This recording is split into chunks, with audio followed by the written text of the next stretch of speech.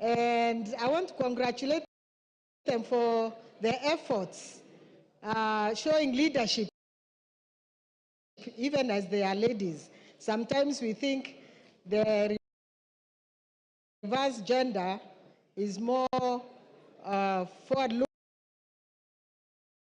but you can see they are just ladies from Mother Council. Mother Council is the leadership of that church. Mr. Speaker, I also wish to thank also the students who are here with us and acknowledge them for wanting to have more knowledge even regarding this parliament. So please feel welcome, and thank you again, Mr. Speaker, for this opportunity. Majority Leader.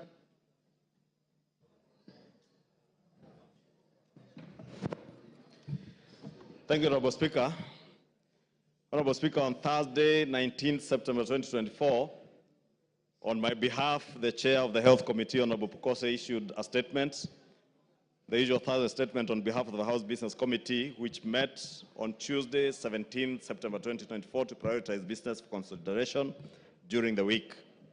Honorable Speaker, it was indicated to the House that the Cabinet Secretary for the Ministry of Environment, Climate Change and Forestry would appear before the House to answer questions tomorrow, Wednesday, 25th September 2024. However, I am in receipt of a letter from the Cabinet Secretary stating that he is out of the country on official duties.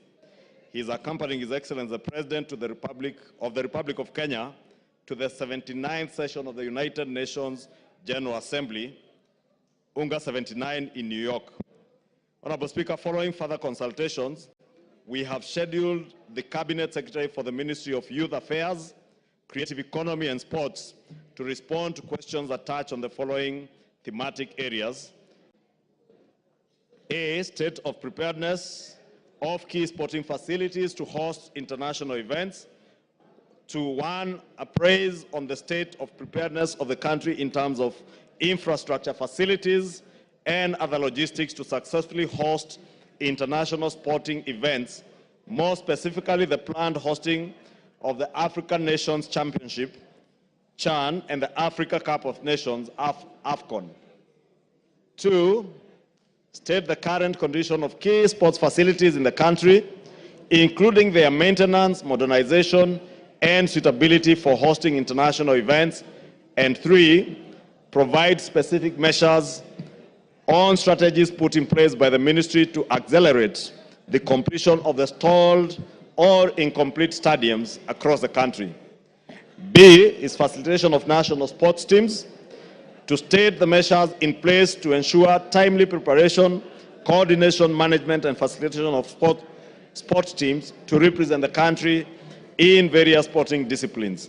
And C, Honorable Speaker, is a mandate of the Kenya Academy of Sports to 1, appraise on the challenges facing the Kenya Academy of Sports in the development of grassroots talent in the country and the measures to address the challenges. And 2, outline the number of sports academies that have been set up nationwide, including details of their effectiveness at the grassroots level and whether there are strategies in place to ensure their continuity. Thank you, Honorable Speaker. Thank you, Majority Leader. Next order. Order number 8, the Mark Beans Bill, Senate Bill number 13 of 2022, second reading, question to be put. Thank you. Order, members on their feet, take your seats. Members on their feet, Busia Women Rep, take your seat.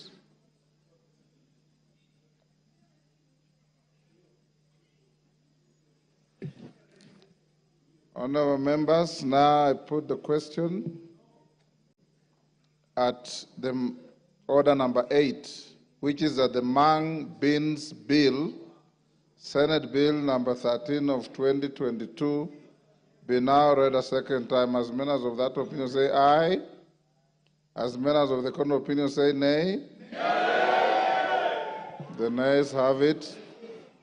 Next order. Order number 9, motion, enhancing reporting of parliamentary business on online platforms. Question to be put. Order, members on their feet, take your seats again. take your seats. Honorable Naisula and the member for Bumula, take your seats.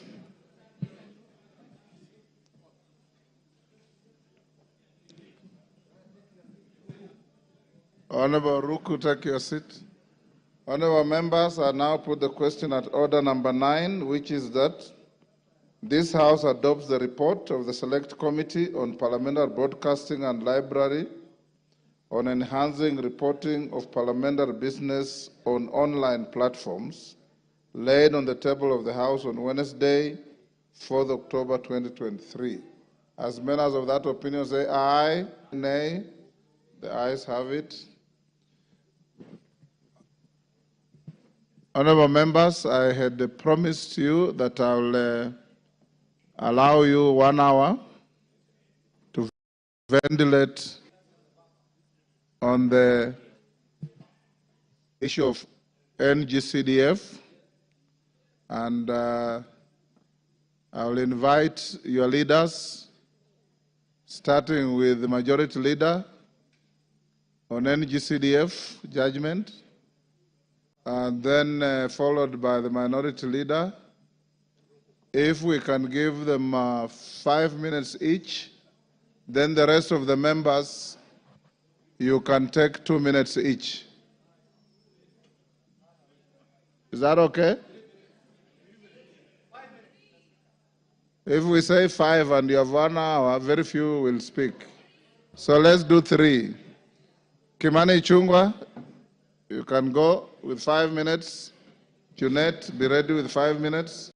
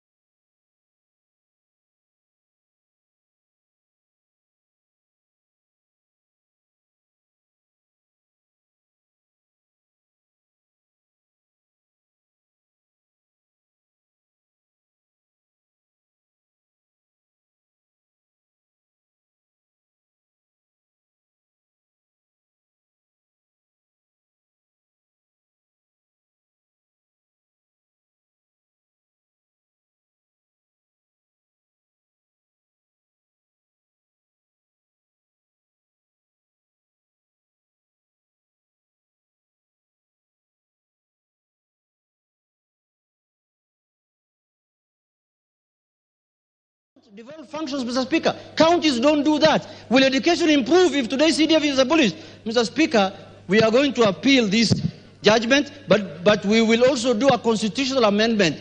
We have the powers even to amend the constitution. The judiciary doesn't have. You can declare the act unconstitutional as many times as you like, but we will make sure CDF remains in this country, Mr. Speaker. I submit. Yes, Kainan. Thank you, Mr. Speaker. Mr. Speaker, I was privileged to be a member of parliament before CDF came into being. I was privileged also to see Engineer Karue apply his creative mind, Mr. Speaker, and come up with this unique development initiative, Mr. Speaker.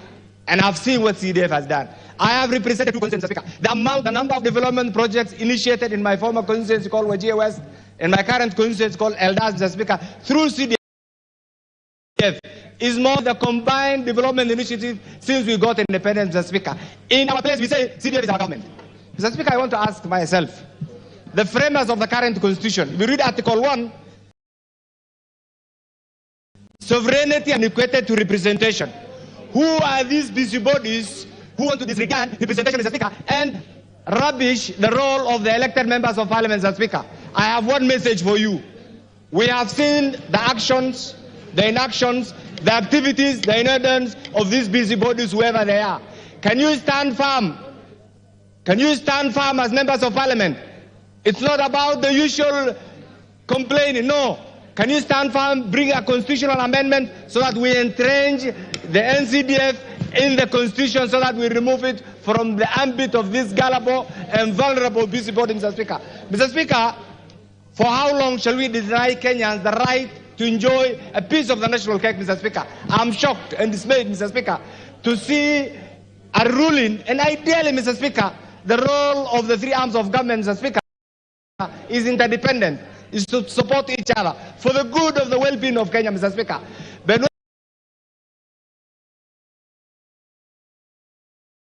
when you have a targeted approach, Mr. Speaker, to rubbish one arm, then doesn't add value. Mr. Speaker, finally, what I want to say is this. When the members of parliament are elected here, or those, the framers of the current constitution, Mr. Speaker, some of the functions have been devolved. After this, you will hear provisional administration, because NCDF only covers education and national security. Are those two functions, Mr. Speaker, county functions? They are not county functions, these are national functions. So, colleagues, if you want to remain relevant, I know it's not the ambit of the members of parliament, because we have delinked NCDF from the member of parliament. It's completely an independent entity. That still is being pushed to the member of parliament. I beg you, if you want to remain relevant, if you want your constituents to develop, stand firm, wake up tomorrow, put your heads together, put this entity, entrench it in the constitution so that there is no room for any busybodies. Thank you, Mr. Speaker. Kadambi. Charity Kadambi.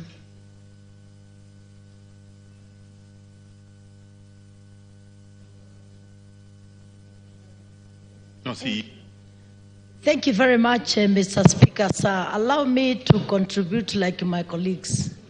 In this country, Mr. Speaker, sir, I would wonder which Kenyan has not seen the changes which CDF has really brought in this country.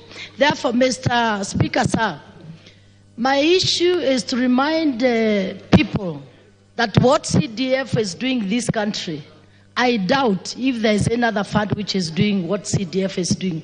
Therefore, Mr. Speaker, with the changes, with the poor children we are taking to schools, with the schools we are changing, with the security offices we are constructing, with the administration offices we are doing, Mr. Speaker, sir, I am so much worried that there is people up to now, they have not seen what is happening. And Mr. Speaker, sir, I am contributing because myself being the second term member of parliament in Joro constituency, what I have done in my constituency, Your Excellency, Mr. Speaker, sir, for the first term is what has brought me the second term. Therefore, Mr. Speaker, I'm standing here to remind our colleagues, let us unite this journey. This is war against development.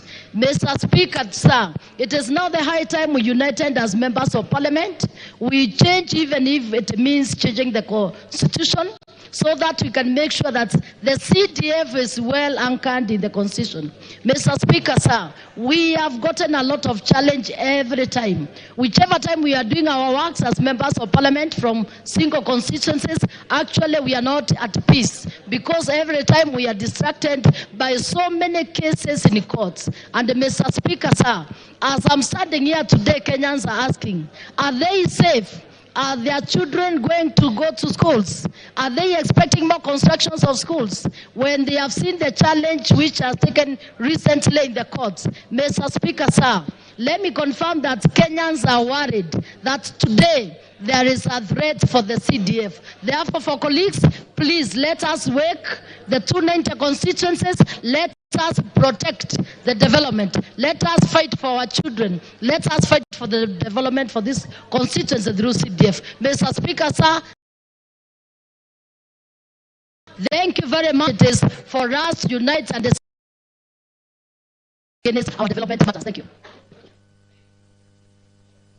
Yes, Chairman CDF. I would have thought you should have been the last to speak on this. Oh, yes. You are the committee chair. Listen to others. You'll speak last. Naisula. Chairman, hold your horses. I've been seeing you menacing me with gestures. Thank you, Mr. Speaker. I want to rise to also contribute on the judgment on NGCDF, Mr. Speaker, and to say that we cannot overemphasize the importance of NGCDF in our constituencies, Mr. Speaker.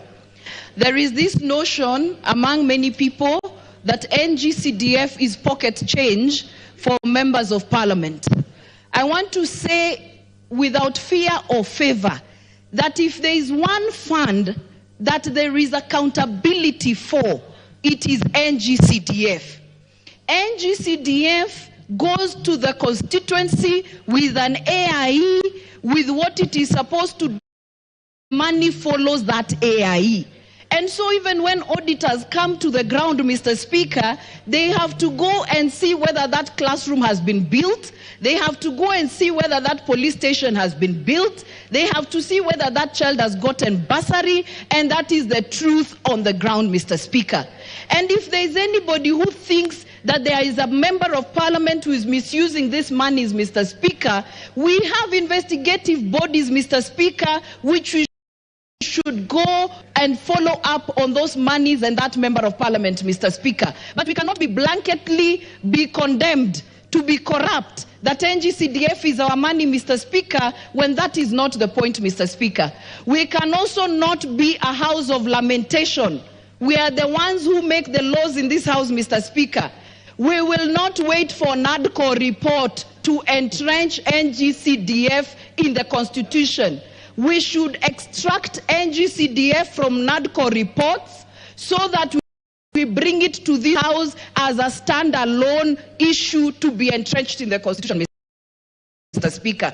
Because we might wait for NADCO reports until God knows the 2 years are over. The 13th Parliament should be remembered as the house that entrenched NGCDF in the Constitution, Mr. Speaker, so that this cannot be a ping-pong game depending on who is on the bench, Mr. Speaker. The second issue, the hate that Honorable Junetta has talked about is true. People just generally hate members of parliament. And so I wouldn't even be surprised after it has been entrenched in the Constitution, the judiciary saying it is unconstitutionally inside the Constitution, Mr. Speaker, because of just the hate people have towards members of parliament, Mr. Speaker. To conclude, I want to say this, now that I'm on the floor, Mr. Speaker, to remind the executive, Mr. Speaker, that they... I thank you, Mr. Speaker. And it is to say that the courts... Order, KJ. Yes, so give her 1 minute. Please allow me to say this, and thank you, Mr. Speaker. 1 minute. There is a position of a cabinet secretary that has not been filled in this country, and I want to remind the executive, just in case they have forgotten, we do not have the cabinet secretary of gender and affirmative action, Mr. Speaker, in this house, Madam Speaker, sorry. If it was another ministry, I want to assure you, by today, the replacement of that cabinet minister would have happened. We cannot continue business when we... Kaluma, Honorable Mutuse, Honorable Muriu, Honorable Makali, Honorable Soro, Honorable Mogaka, and myself. Madam Speaker, we have no doubt as a team that the decision rendered by the High Court is wrong on so many fronts. It is wrong on the role of the MPs in CDF. It is wrong on the role and term of the fund account managers who are not in any way connected to the MPs. It is wrong on following the obiter dicta by the Supreme Court, when the Supreme Court rendered an opinion on an act that had since been repealed and therefore is not binding. And for the avoidance of doubt, Madam Speaker, we have already agreed that we will appeal that decision. The good thing is that after declaring the act unconstitutional, the court did a suspension of the declaration of invalidity for 2 years. That is enough time for us to prosecute a number of things. It is enough time for us to prosecute the appeal. You will remember, Madam Speaker, that previously the High Court declared the previous act unconstitutional. The Court of Appeal did not agree and affirmed it, and only the High Court then agreed with the only the Supreme Court then agreed with the High Court. It is quite possible that we might follow a similar trajectory on this matter. Madam Speaker, secondly, and this we have said before, the ultimate solution to all this push and pull is amendment of the Constitution. And that amendment, Madam Speaker, we have already agreed, even in the Justice and Legal Affairs Committee, that we want to make it a standalone amendment away from the entire NADCO report. It is our view as the lawyers and at the Justice and Legal Affairs Committee that we can execute that amendment without requiring a referendum. Madam Speaker, the beauty is that once we have entrenched the NGCDF, then the constitutional provision cannot be unconstitutional. It will be along the lines of having entrenched the judiciary fund, and that then should be a proper cushion. But once we do the amendment, we will then again have to redo the act itself by bringing a new act which will be in line with the amendment. Madam Speaker, a lot of people do not understand, and if you allow me just one more minute, Madam Speaker, that before CDF and before devolution, before decentralization, the situation was very, very bad. You had a situation where there were parts of this country that would not even get 1 cent. It is only the CF that goes to all the 290 constituencies in this country. It is only through devolution that... Just as I'm finishing, Madam Speaker, we must also pass a message to, as I'm closing, Madam Speaker, the real drivers of these cases is not even the 2 people who went to court. It is the governors, it is the Senate, and there's some particular NGO called the Institute for Social Accountability that has kept bringing these cases on instigation of these others. We must tell them that even if these funds went away, they will not go to the governors, they will not go to those who think that they will get it, not even the Senate. It will re-centralize and you will not see that money. And with that, Madam Speaker, let us also demand that the balance of monies that should have been given in the last financial year, about 50 million that is owed to each constituency, be now released so that we can do the projects that ought to have been done. Thank you, Madam Speaker. The Honorable Wakili Robert Edwin Murray. Thank you, Mr. Speaker. Madam Speaker, for late on this very wrong judgment which has been passed against NGCDF. Madam Speaker, I was part of the legal team which represented Parliament on this matter. We were able to ventilate on a number of issues, and to our surprise, Madam Speaker, out of 9 key issues, none of them the court was able to appreciate, despite the fact that we were able to put in the proper legal position, the constitutional position, but the court came in as a biased court. Madam Speaker, my worry and concern, because you know, in any trial, you are able to get the things which are not being said. But the petitioners, whose name has been alluded in this house, the Council of Governors, our Senate, they have one key issue, which I would say is a sibling jealousy. In this sense, Madam Speaker, a council could stand before the judges and say, look, now you are members of parliament, this money you'll be using as pocket money to campaign for it. It tells you the kind of conversations which are being said behind our back. Madam Speaker, I think it's important that we put it very clearly that NGCDF is a fund under the national government, and the national government can be able to spend that money as provided by the Constitution. Second, Madam Speaker, I noted one of the key drivers of NCDF and success level is because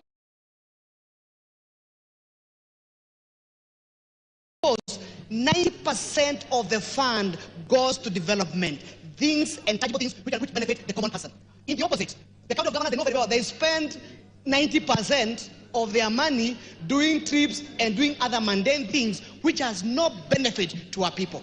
Madam Speaker, I'm trying to urge the members of parliament, let us not lament like people who have no hope.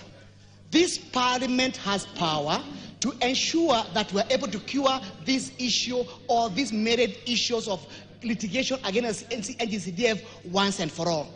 Though, Madam Speaker, we are going to the Court of Appeal. We have a strong case. We know we can be able to win it. But the ultimate goal is to ensure we have entrenched the fund in the Constitution in such a way that in the future, nobody can come back and claim that the fund is unconstitutional.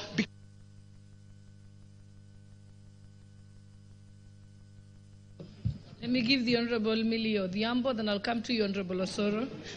Thank you, Madam Speaker, for giving me this opportunity. Madam Speaker, I just want to inform Senior Counsel Honorable Tiende Amolo that part of the reason they're having problems is the entire legal team was men.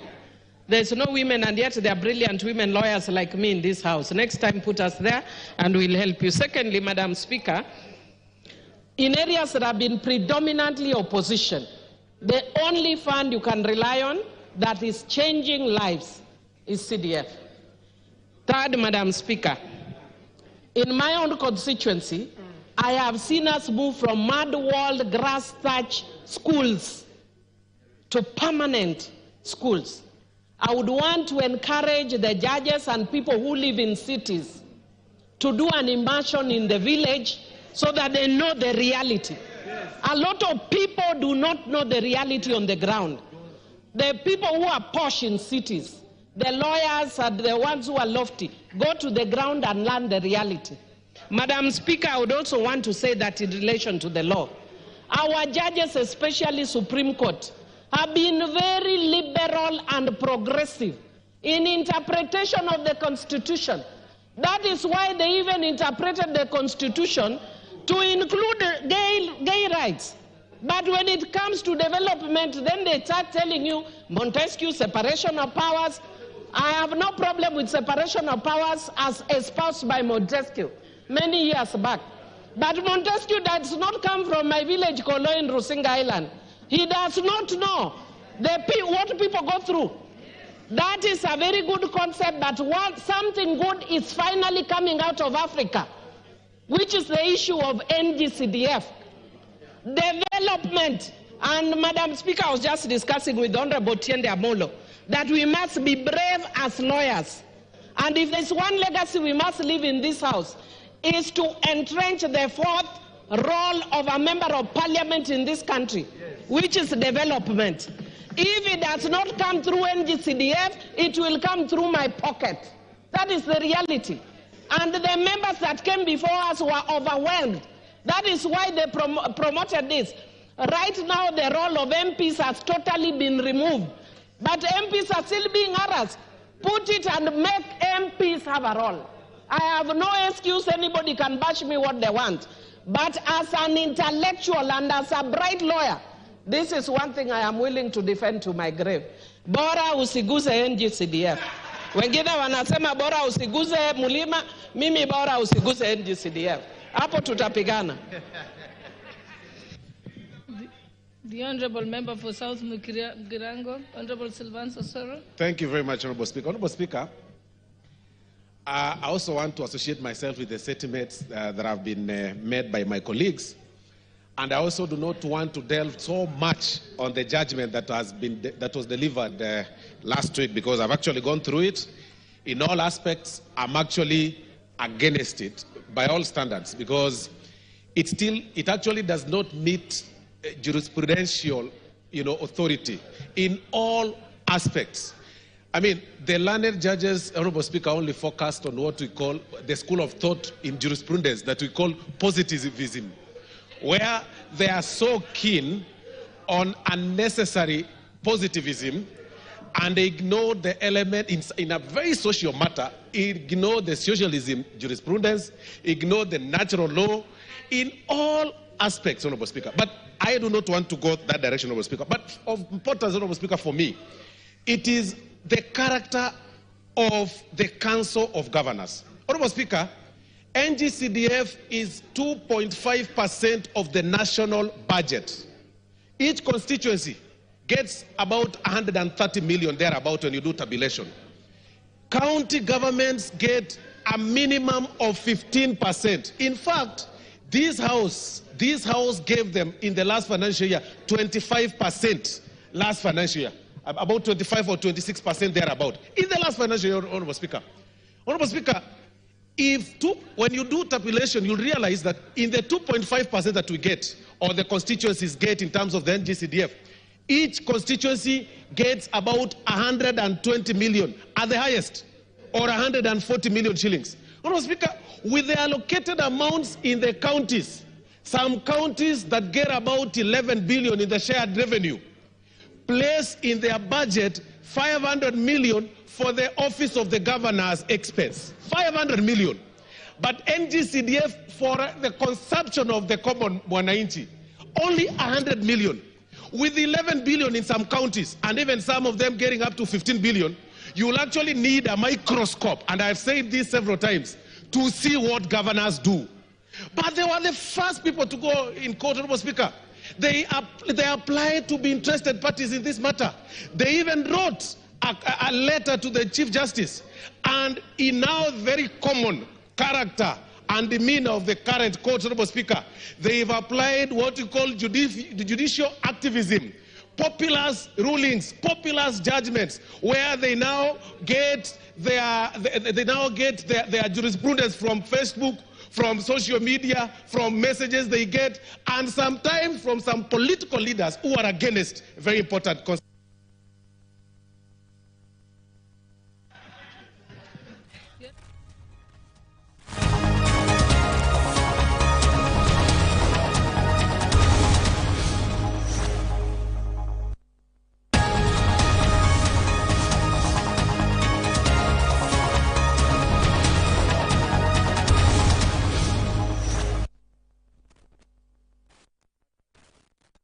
Order number 15, the Energy Amendment Bill, Senate Bills number 42 of 2023, second reading, division.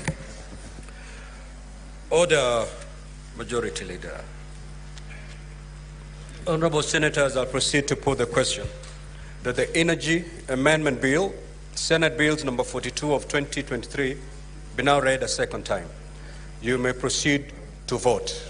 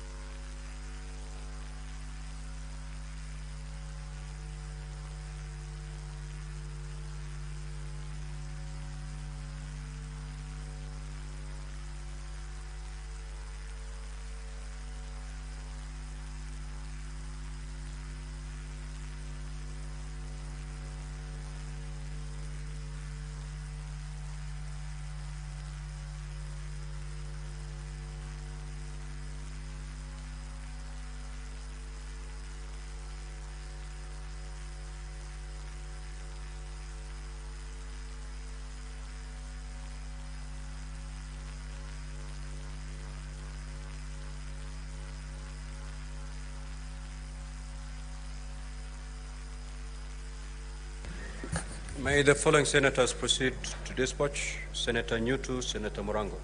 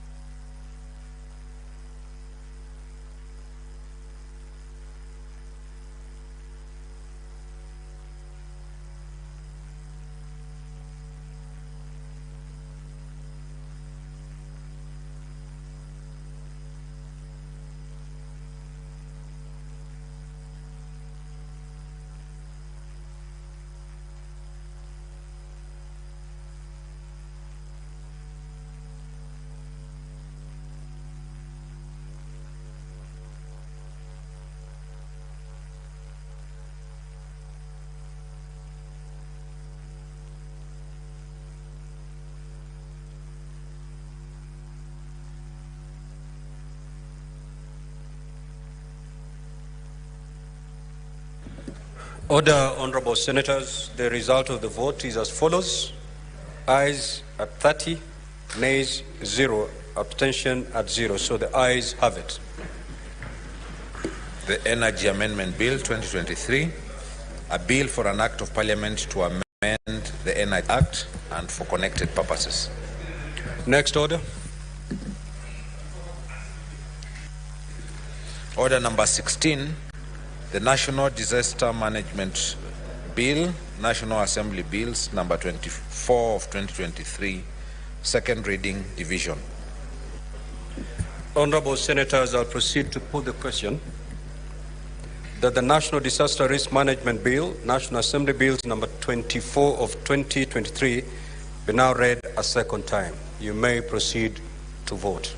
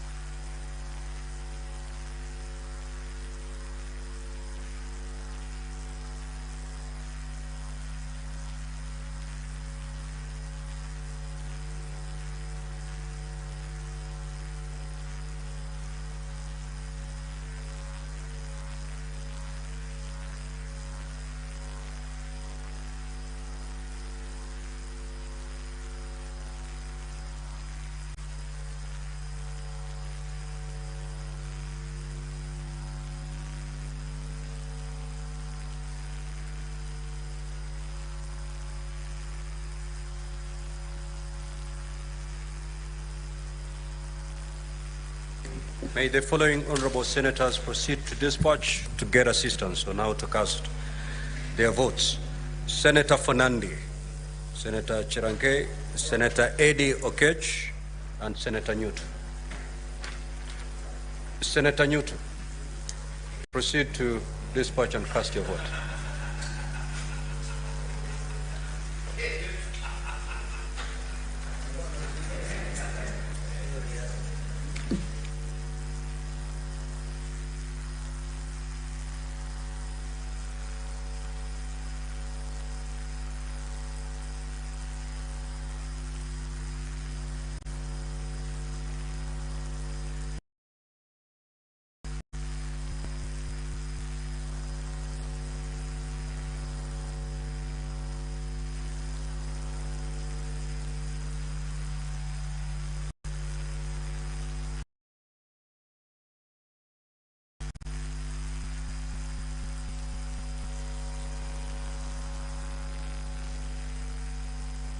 Senator Fernandez.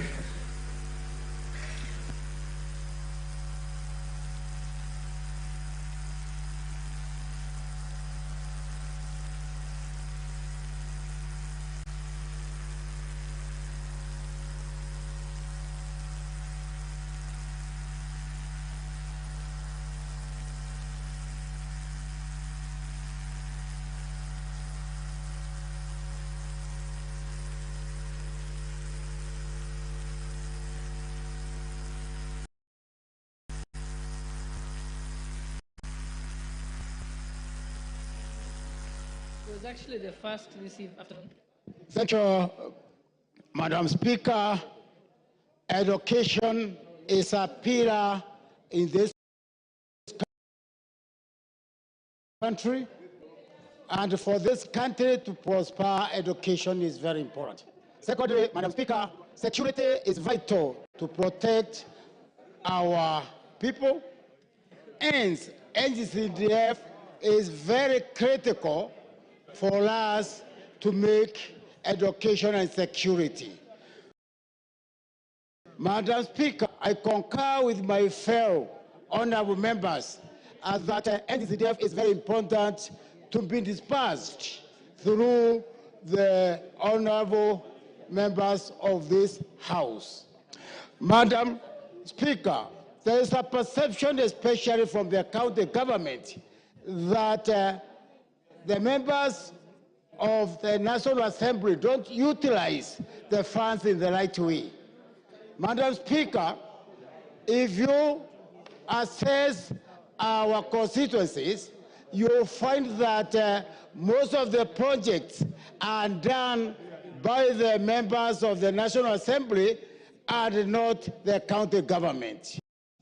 Madam Speaker, interference of the NCDF means crippling development in the constituencies, and also, Madam Speaker, it means bringing down the central government. The funds from the NCDF are from the central government, and there is no relationship between the NCDF and the funds in the central government.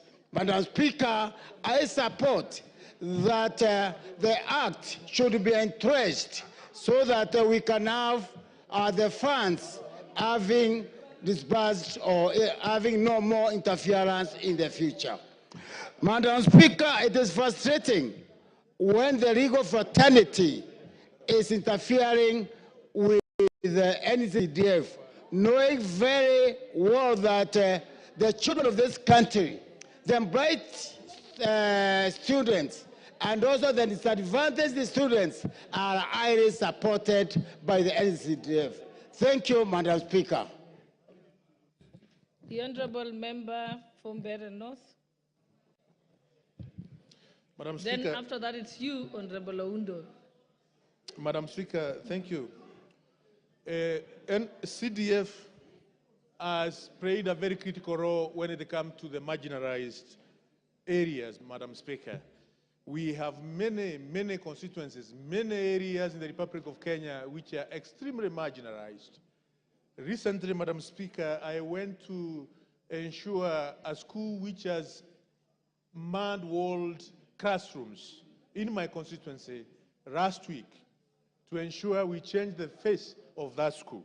And those photos, Madam Speaker, when I posted them on my social media, many Kenyans could not believe that we have such kind of schools in some of our constituencies. Without CDF, Madam Speaker, many children who are going through CBC curriculum will not be able to enjoy an environment where they can nurture their talent as far as CBC curriculum is concerned. We don't only have such kind of primary schools at the moment in our constituencies, in marginalized areas, but we need to change the face of such kind of schools.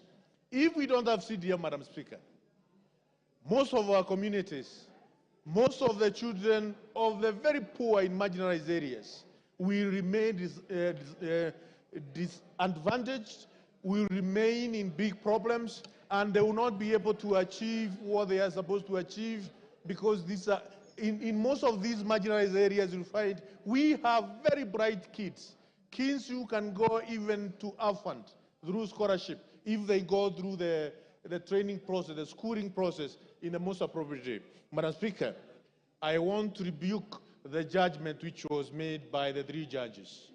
It's high time this House come up with the amendment of the Constitution so that we can entrench CDF in the Constitution, so that kids, children of the very poor can also be able to enjoy the education which other kings of the rich are enjoying. It can't be. It's only in academies where we have proper running atmosphere.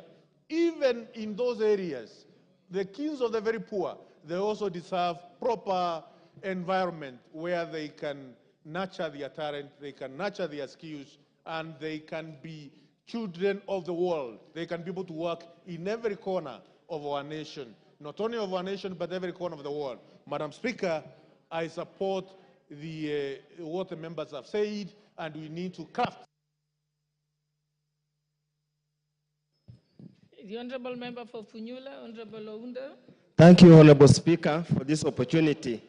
Let me take this opportunity to sincerely thank our colleagues who stood in for us during this long, odious battle to save the lives of the people of Kenya.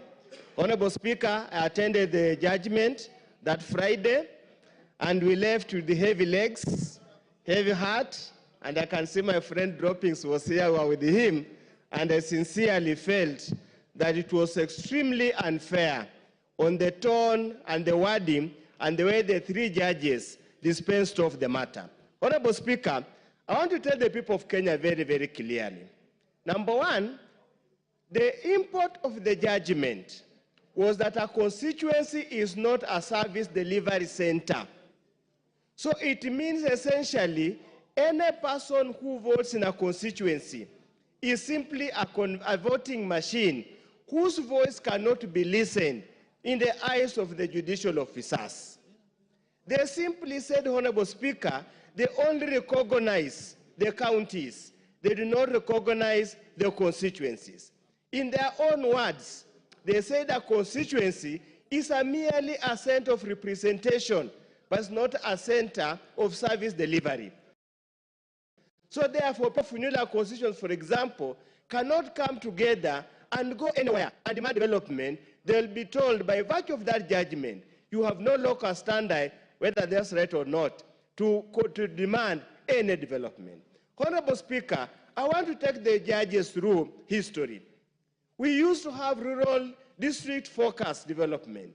And Honorable Speaker, you saw the inequitable distribution of resources in this country. Up to now, Honorable Speaker, there are parts of this country, they have never seen piped water. There are many parts of this country, Honorable Speaker, if it wasn't for CDF, they will not even have a classroom in their constituencies. And we want to appeal to the judiciary. Do not live in ivory tower. Just come down here and realize how bad things are. Come down here and see the importance, the impact of NGCDF. Compare with the 12 or so years of devolution, and let's do a comparative analysis, Honorable Speaker. It does not require anybody to do anything. You simply have to appreciate. At times, the law judicial activism must be laced with public policy, public interest, Honorable Speaker. I want to urge our colleagues, time to lament is now gone. We must save the people of Kenya from these beast bodies in wherever they are. It's time.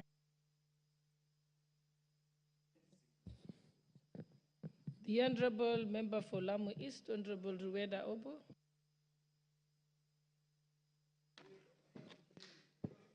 Asante Bispika. Nami nipate nafasi nizungumze kuhusu hii NGCDF. NGCDF kwa wengine, kwa maeneo bunge mengine, ndio pesa peke yake unatarajia. Kama tuseme kama Lamu East na constituencies na maeneo bunge mengine mengi ambao wametengwa.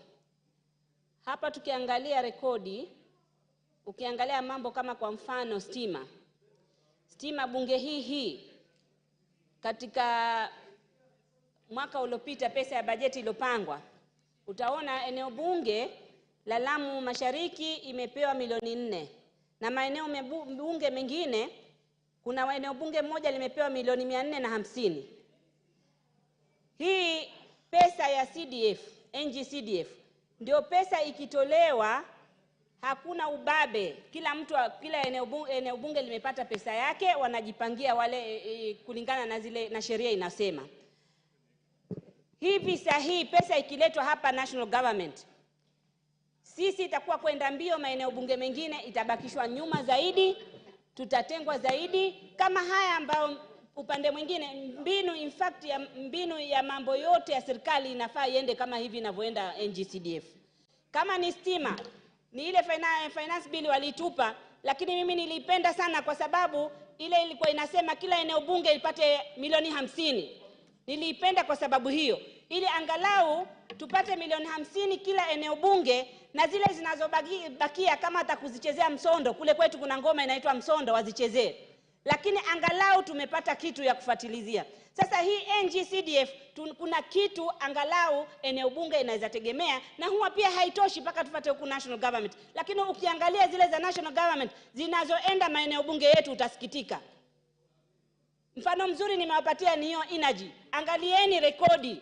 Energy imekuwa kigawanywa vipi, na ambapo eneo bunge kama Lamu Mashariki haina hata inchi moja ya national grid. Lakini kama ilikuwa imefuata mtindo kama wa NGCDF, tukiwa na hakika kila mwaka tuna milioni 50, ingekuwa imesonga kitu kidogo.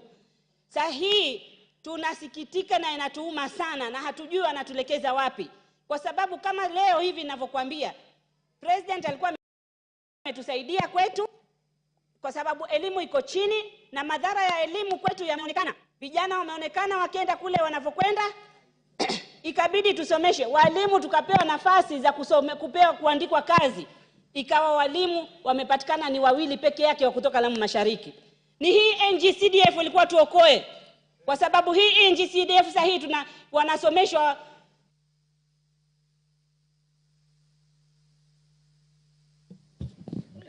half a minute.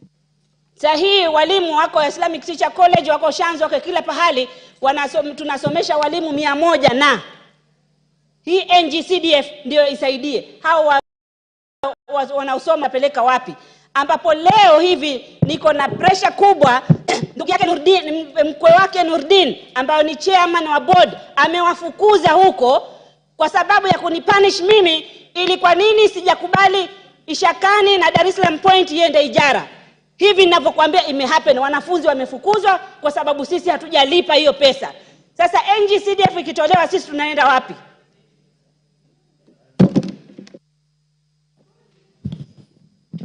The Honorable Member Makilap. Thank you, Madam Speaker.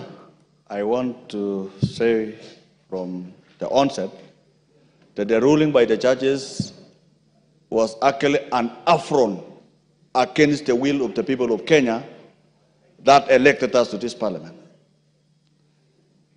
members of parliament represent the interests of the people of Kenya. We are the lawmakers. The judges are the law interpreters. It is now time again for members of parliament to let the judges that we are the legislators. We shall make the law again clear so that they should be able to interpret it correctly in pursuit for justice for the people of Kenya. Madam Speaker, NGCDF removed Kenyans from poverty, from fundraisings. Many people were doing a lot of fundraising. Even people were being robbed of their livestock to finance schools, construction of schools, so that they sell animals so that they can be able to build the schools. The same citizens who are paid taxes, you follow them again to get money to build the schools. But when NGCDF came into being, that problem is sorted out. Madam Speaker, this is an affront. If you look at even our brothers who are churches, they don't live in the grassroots. They are urbanites. They live in town places. They enjoy life in the cities, but they are not in the rural areas where the rubber meets with the road. Madam Speaker, over the weekend, through NGCDF, we delivered a bus to one of the remotest places in my constituency called Guigui, a school that has over 1,200 students that have never seen a school bus. Madam Speaker, this is a serious matter that this House must prosecute immediately, because even the children of the brothers and sisters of churches who live in urban areas, they benefit from CDF because they get bursaries, Madam Speaker. Secondly, Madam Speaker, I want to let it know, Kenyans, that members of parliament are not managers. Churches, wherever you are, members of parliament are not managers of NGCDF. Go look for the gazetted NGCDF fund managers. We do an oversight. We do an oversight to ensure that the projects that have been actually planned are actually delivered within time. Madam Speaker, finally, let us now proceed to appeal this matter and come back within these 2 years that they have given us, concretize the law under the Constitution so that we restore order and tell churches. The Honorable Member for Gishugu, Honorable Githinji. Thank you, Madam Speaker, for this opportunity. And let me start by thanking my colleagues who handled this matter on a pro bono basis. And let me also commit that I'll also join them in the next phase, because I believe we have very good grounds of appeal. And in a nutshell, courts cannot dictate how national government would want to use its money. It cannot dictate which units the national government can use in service delivery to the people, and especially on the functions that are exclusively being left at the national level. Madam Speaker, the other issue is that we have seen Council of Governors as parties in this case. The first question is Council of Governors, or does Council of Governors hold any legal capacity? Where is it registered for it to have powers to sue or to be sued? You know, those are some of the issues that can also be raised. And also, these are busybodies. Some of these parties are busybodies who are against public interest. And Madam Speaker, it is also the right time to utilize this opportunity. I remember Honorable Mule from Matungulu and I were the trailblazers in trying to entrench the CDF into the Constitution. And along the line, NANDCO came up, and we agreed that we bring everybody together so that we can be able to discuss. And now comes the second time, and a very good opportunity for us now, as members of parliament, with the overwhelming support that we had from everybody in this house, we'll be able now to entrench it in the Constitution, as we also take the opportunity to appeal against the judgment. Thank you, Madam Speaker. The Honorable Member for Ugenya, Honorable David Ochieng. Thank you so much, Madam Speaker. Madam Speaker, I have a different view from the rest of the membership. Madam Speaker, it cannot be gainsaid that the CDF is extremely important because of this country. Madam Speaker, as a parliament, we have fallen short. Every time we've had a chance to deal with this matter with finality, we move in a hurry, we move with emotion, we don't do what's supposed to be done.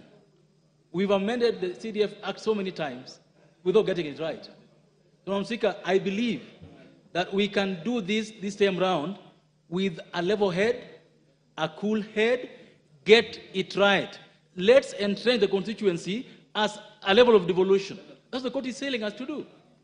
That if the word is a level of devolution, can we entrench the constituency as a level of devolution?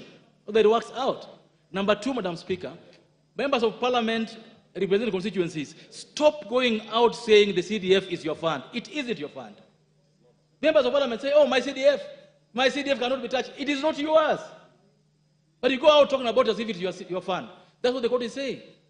They don't want members of parliament putting their hands in CDF. I agree with their right. Let's change the law to ensure that what the court is saying is not right is made right. We cannot come here and start saying, oh, judges did this. That is their role. Our role is to make law. Judges' role is to interpret the law. We can't keep abusing judges every time they do something against us. It's not the way you run a country. Madam Speaker, let's move with speed and ensure that the amendment that we're going to propose, like Honorable Kennedy said, clinically deal with NCDF. Don't put things like Senate oversight or this and that. Let me give you an example, Madam Speaker. There's a bill I brought to this House in the 11th Parliament. Every member almost liked it. It was about moving election date from August to December. But on the voting day, we couldn't raise 233. We had 227, twice. If members believe in this, let's put our heads together. Let's get a good law. Let's not blame everyone else apart from ourselves. It's us to blame. We are the lawmakers. Madam Speaker, I support and I hope that we can soon do this to ensure that the CDF is entrenched right inside the Constitution. I support. I think second last I'll give the Honorable Member for Masinga, Honorable Mwalio, because the Speaker had given us, I've added another 10 minutes. So I think we have to close now because we had 1 hour. Thank you, Madam Speaker, for the opportunity to be able to speak about the NGCDF. Since I was elected in Parliament in 2017, I've been a member of NGCDF committee, and I have seen a lot. In that committee, we move doing some inspections in all the constituencies. And I think I have been able to go around in almost 100 constituencies. What I have seen, you cannot believe what the NGCDF has done. For example, we've been to Mheshimiwa Bayer's constituency, whereby a school has been built, a 4-story building, 4 buildings, big, using NCCDF. You think that you are in alliance and you go to that school. And it is all done by NGCDF. You go to Awendo, and where the students were passing is a big river, and one day they were swept, I think 20 or 30 of them, by the water, and NGCDF constructed a bridge to the school for the children to be safe as they go to the school. So somebody dreaming that NCCDF can end is just cheating himself, because this is the lifeline of all the constituencies, needy students, and the people. This year alone in September, in my constituency, I had 60 students who had been enrolled, called in the university, and they could not even be able to be admitted because they didn't have any school fees. So we had to recall them where they had been employed. 10 had been employed as house helps. We had to call them and pick them from where they are employed to be able to pay for them the startup fees to enter the university. 5 were employed looking after cattle. We had to pick them and take them to the university. Who could have taken those students to school if there was no money for NGCDF? So I think the judges don't live in this country. So they should be told that surely they should be able to look around and see what NGCDF had.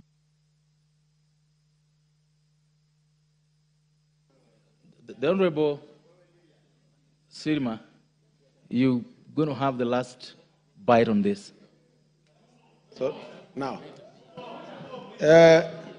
honorable members, thank you. I don't have that luxury to give one person more because of the time. It was 1 hour. The speaker added 10 minutes. That time is lapsed. Put it on. All right. Mr. Speaker, thank you for the opportunity you have given me. Being the chair of the National Government Constituency Development Fund Committee of Parliament, I wish to thank the members who have contributed to this, and they have clearly shown that they mind about Kenyans, because Kenya is our country and we love it. I also want to thank the advocates of this House who gave pro bono service to this case. Mr. Speaker, I would say judges who dealt with this matter are failed Kenyans.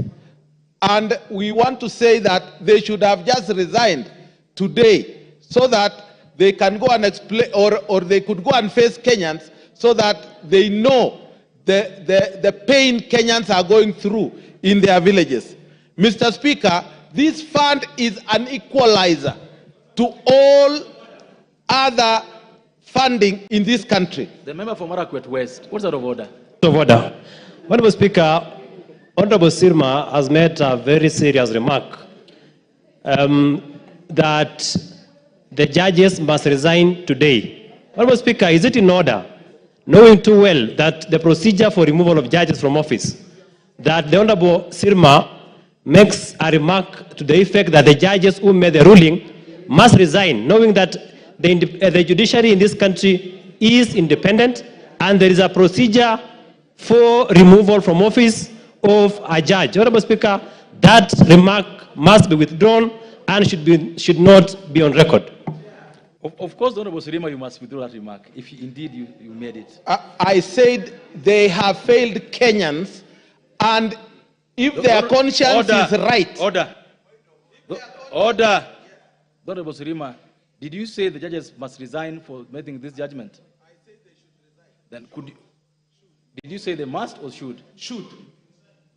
I said they should, based on the consciousness of what they did against Kenyans. Go ahead with your submission. Yeah, Mr. Speaker, CDF is an equalizer of development in this country. There are sections of this country who have been left behind, but CDF has brought them to be equal to other areas. Mr. Speaker, this fund is audited by 6 institutions. So therefore, when they say there is theft, I think it's a very wrong notion. Mr. Speaker, the judges mentioned that the CDF fund account managers, their term in the constituency is based on the term of parliament of the member of parliament. It is wrong, and they got it all wrong, Mr. Speaker.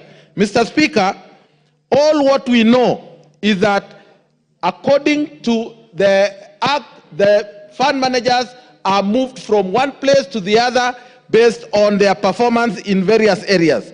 Mr. Speaker, also the mistake they have done is to say that we are dividing revenue based on the national cake of the country. We are only taking money from the national government section of the amount of money which are allocated to the national government. So, Mr. Speaker, All this is wrong, and we want to say the governors who have gone ahead to fund these cases against the CDF, Mr. Speaker, it is time we bite the bullet also, that we should also move a motion and amend the constitution to abolish these counties, because if there are people who are corrupt in this country, our governors, there is no governor who finishes his term without going through court as he goes home. So they have stolen and they have been found to be guilty in where they are. So, Mr. Speaker, it is time Kenyans thought about it and we amend the constitution, abolish the 47 counties and give us a lesser counties which are manageable with very few thieves. Thank you, Mr. Speaker. Okay. Few thieves, no thieves. Next order. Order number 10, report on the consolidated fund services expenditures for the supplementary estimates 1 for the financial year 2024-2025. Mover to reply. Honorable Makali Mulu, you are to reply to this motion. Yeah, thank you very much, Honorable Speaker. Honorable Speaker, I want to start by thanking all the members who contributed to this important motion. The motion on expenditures on the CFS, Honorable Speaker.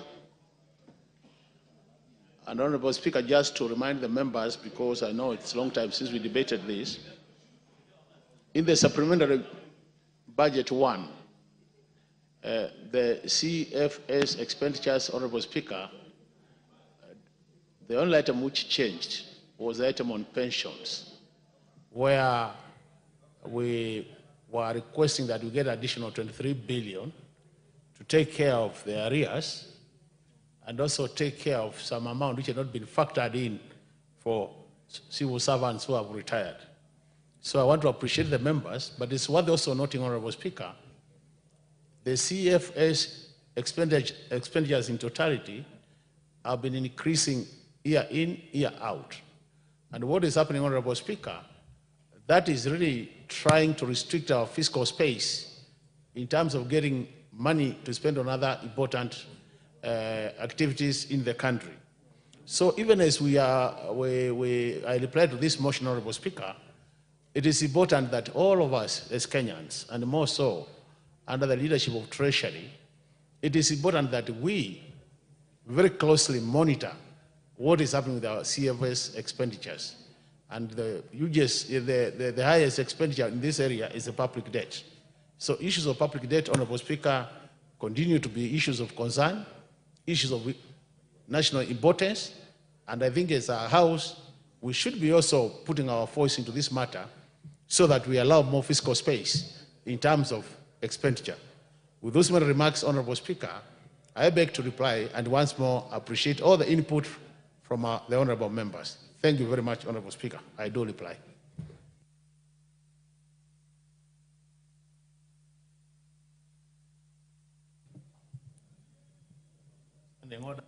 Makali Mulu, you want to come back? Yeah, Honorable Speaker, I wanted to come back, and I want to, I'm standing on standing order number 53, Honorable Speaker, where I want to, 53, section 3, where I want to request that we defer the putting of this question to another day, Honorable Speaker, if you allow. Thank you very much.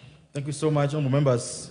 The decision on this motion is deferred to the next time the matter is listed in the order paper. Next order. Order number 11, motion.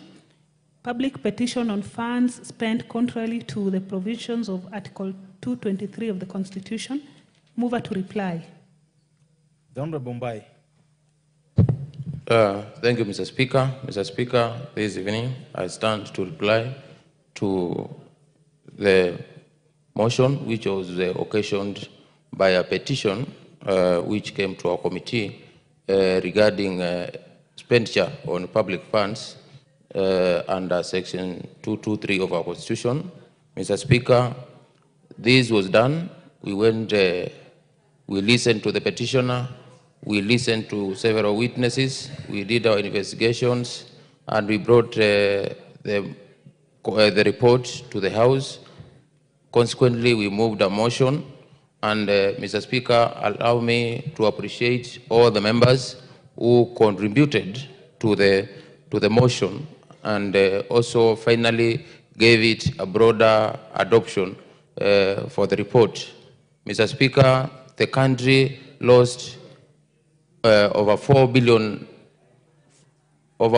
billion shillings from the report we tabled, and the House, Mr. Speaker, adopted the motion, and that gave a broader adoption, because we have 15 members of the committee, and the House has over 300 members.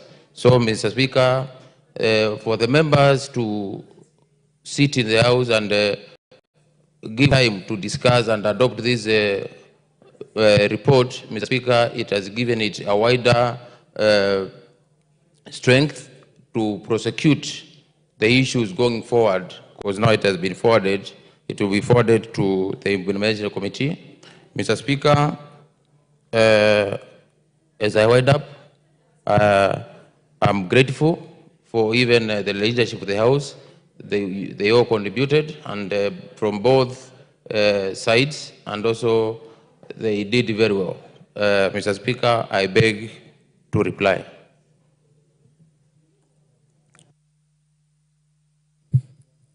Is Honorable Mbai? Yeah, thank you, Mr. Speaker. Mr. Speaker,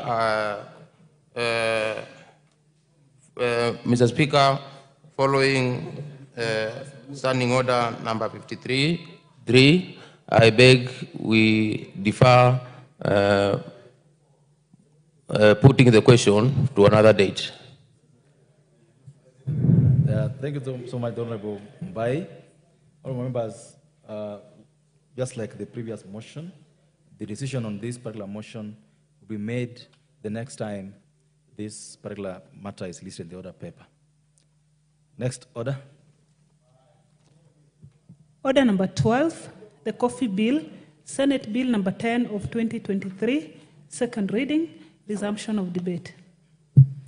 Honorable members, debate on this bill had commenced, it had been moved, it had been seconded, and the Honorable Mogaka was on his feet.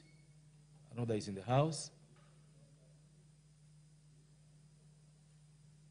This is the coffee bill, and this is a chance for those who want to do work for coffee to stand up. Honorable Mary Massey, you want to speak to the coffee bill? Oh, I was queuing for a different one. Okay. Thank you, Honorable Speaker. Okay.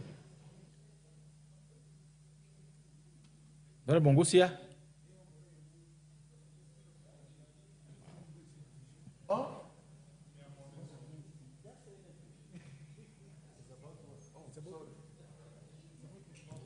Honorable Gichimu, go ahead. Mr. Speaker, thank you very much, Mr. Speaker, for giving me this opportunity to contribute to this coffee bill. Coffee bill is a very important, coffee is very important agricultural item. Order. Honorable Mawadi, who gave you the chance to speak?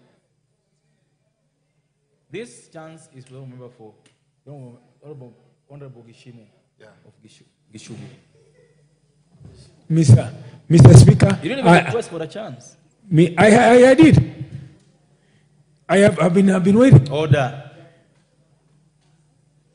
Honorable Gishimu. Thank you, Mr. Speaker, for confirming that this chance belonged to me. There is only one Honorable Gishimu member for Gishugu in this parliament, so I was wondering. But, Mr. Speaker, this is a very, very, very important legislation for the people of Gishugu and Kirinyaga at large. Honorable Speaker, I'm a coffee farmer myself, and I also represent very many coffee farmers in my constituency. It's one of the backbones and one of the main economic activities in my constituency. And that is why it is very, very important for me to contribute to this bill. Honorable Speaker, this bill in part, but before I contribute, let me first of all say that this bill came before this House, or a bill similar to this came before this House in the 12th Parliament, and this House deliberated on this bill. We ably passed the bill with amendments, as having gone all the relevant stages of the lawmaking, and it was subsequently submitted to the Senate, where it died before the lapse of the last Parliament. And it was revived in the Senate, and actually it captured most of the issues that we were able to deliberate in the 12th Parliament. So it's a good opportunity now that it has come early enough that we be able to debate on it and pass it into law so that the coffee farmers in this country can benefit out of this bill and this law after it has been signed as an act of parliament. Honorable Speaker, the establishment of the board is a very, very important aspect of this bill, which actually runs from section 4 to 22. But Honorable Speaker, while I agree with most of the provisions, I will be proposing an amendment to indicate that the nominees that are supposed to be nominated by the Council of Governors, who ought to have knowledge in coffee matters, also ought to be farmers. Because it is not defined what is knowledge in coffee matters. I might have just read a book about coffee, and that can make me a person who has a knowledge in coffee matters. So for the farmers to have better representation from the unions, from the Council of Governors, I believe those two nominees by the Council of Governors, on top of having knowledge in coffee matters, also ought to be farmers. Another area that I will also be seeking an amendment is to exempt the farmers who are appointed by the largest union of farmers or organization of farmers to have 3 years experience in management. That will lock so many farmers who can be qualified, because farmers are supposed to be, their experience is in farming. It is not in management.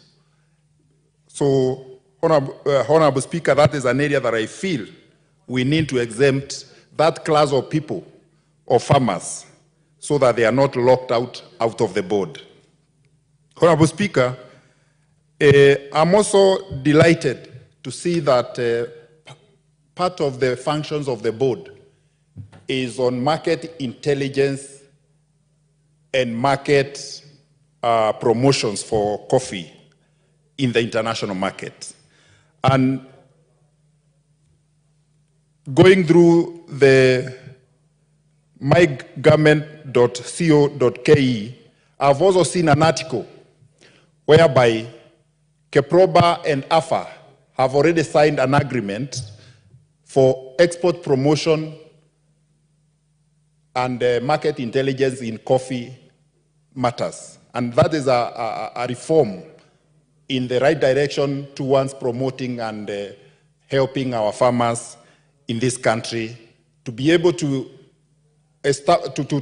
command the already established market, and also to create or to come up with new markets so that our farmers can be able to increase their earnings, because one of the problems that we've been facing is that we have over-relied on the traditional markets in the coffee sector. It is the right time we empower those agencies in this country who spend and use taxpayers' money like Keproba. Keproba was born out of merging of the Kenya Export Promotion Council and Brad Kenya, so that it can be strong enough to be able to market Kenyan products abroad, promote Kenyan products. And I think this is the high time that this agency is well funded so that it can take Kenya to the next level. Actually, in this country, Honorable Speaker, we have signed so many agreements. Yeah, we have signed the Kenya-EU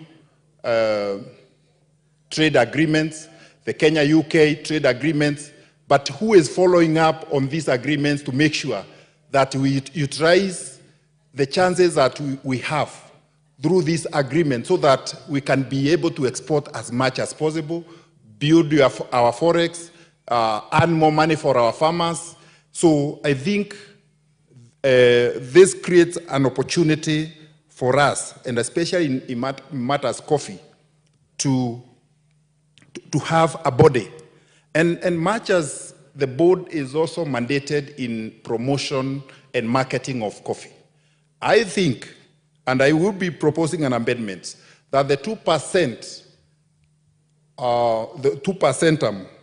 that will be levied, that will be paid by the buyers, at least a slice of it ought to go to export promotion in matters coffee.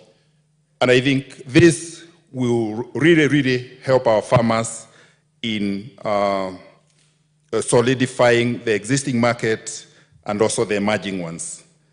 Honorable Speaker, I will also be proposing an amendment that we delete Section 8 or Clause 8Q, whereby it is proposing that the Cabinet Secretary can also assign other functions to the board. That will be leaving a very open check to the Cabinet Secretary. We should have exhaustive functions that have been given to the board, but we cannot leave the Cabinet Secretary to assign other functions. We cannot further delegate that function. It's only Parliament which has the Cabinet Secretary can only make regulations, but cannot be left to give the board other functions. Honorable Speaker, there are many, many other areas that I will be looking at, and I'm also happy that the budget for cooperative society has been capped up to 10%, so that the cooperative society do not also exploit farmers. Because some of the cooperative society charge farmers up to even 25% of the proceeds to go to the expenses. This is a reform towards the right direction, and this is a bill worth supporting. There are many, many other amendments. Because it's a lengthy bill, I will not be able to cover each and every clause, but I will be proposing amendments that are pro-farmer, that will help farmers, and that will also help farmers to be able to earn more out of their sweat of coffee, which has been invaded by cartels for many years. It is the right time, and I'm happy also the Capital Markets Authority have also taken its place to sanitize that space of the coffee exchange. I support, Honorable Speaker. Thank you. Member for Embakasi South.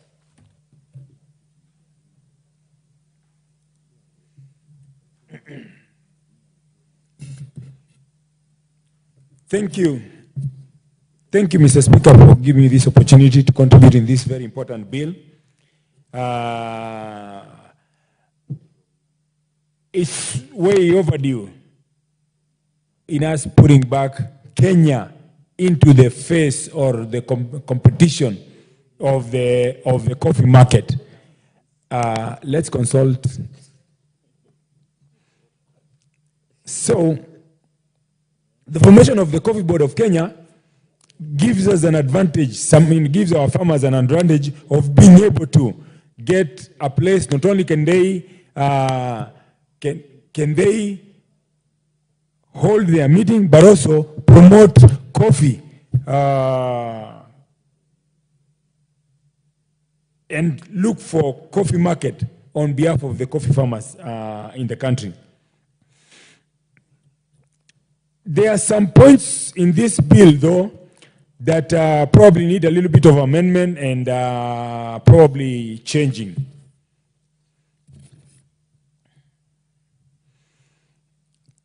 Because on part 3, item number 23 talks about role of county governments. And then A, it says, implement the national government policy relating to coffee. How can the county government implement the national government policy relating to coffee? That portion needs to be amended, as Mheshimiwa Geshomo has indicated a short while ago. Also,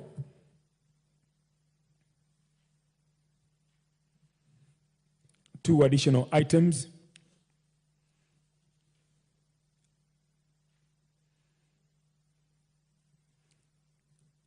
I believe the licensing of a coffee farmer is not a bad idea, but the filing of the returns on a monthly basis is too demanding. It is putting too much on the coffee farmers. Let's allow for some of these policies to be generated by the board. Let's not micromanage the board. Having said that, I thank you very much, Mr. Speaker, for giving me an opportunity to contribute to this very important bill. Thank you and God bless you. Thank you. The Honorable Luyai of Saboti. Okay. The Honorable Oundo of Funyula. Honorable Speaker, thank you for this opportunity. Allow me, Honorable Speaker, to make my contribution from 3 points of view. The first point of view, Honorable Speaker, is that I'm a consumer of coffee. I like drinking coffee. Secondly, I'm a Kenyan. And for many, many years, coffee was considered the black gold of Kenya. Thirdly, Honorable Speaker, allow me also to make a contribution on the strength of my membership in the Committee of Trade, Industry and Cooperative, in which a big chunk of this bill is going to be domiciled, so to speak. And Honorable Speaker, let me also take this opportunity to state that recent studies have suggested part of Funyula constituency and part of Ugenya are suitable for coffee plantation, coffee growing. And probably even the coffee grown in those areas could be of much more value and of higher quality compared to the coffee grown in Kirinyaga, where my good friend comes from. Honorable Speaker, we must say it is long overdue to have a standalone bill or act of parliament to regulate the coffee sector. The coffee sector has been on a down spiral for many, many years. And it's indeed important that this bill comes through. And I also commend members from the so-called Mount Kenya region, the Murima, for having spearheaded this agenda since the 12th Parliament. And therefore, Honorable Speaker, I just want to make a few comments here and there in respect of the bill.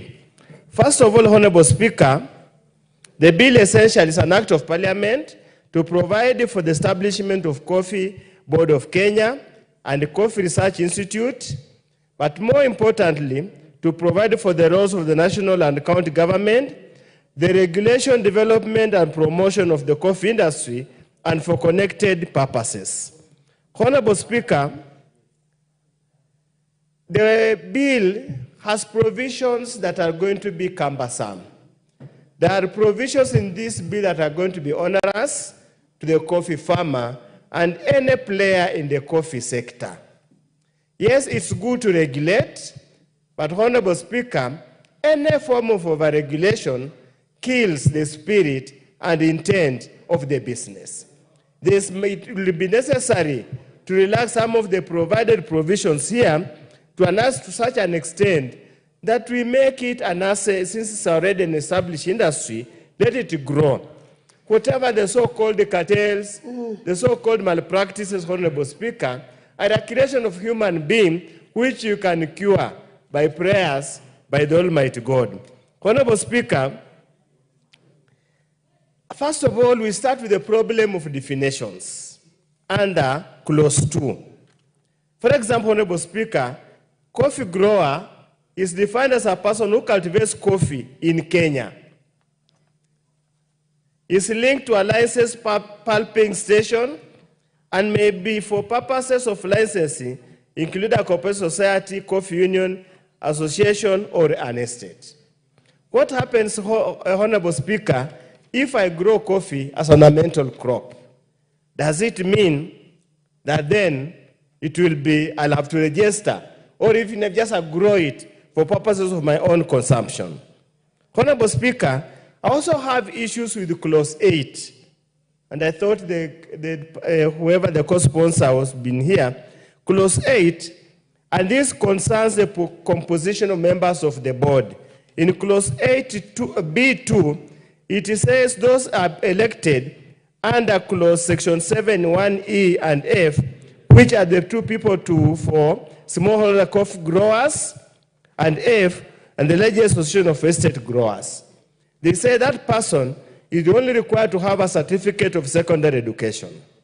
Honorable Speaker, yesterday, there was an article in the newspaper, I think Daily Nation, from Kipra, which bemoaned that the poor productivity in the cultural sector is simply because the sector is dominated by persons of low academic qualification or educational levels.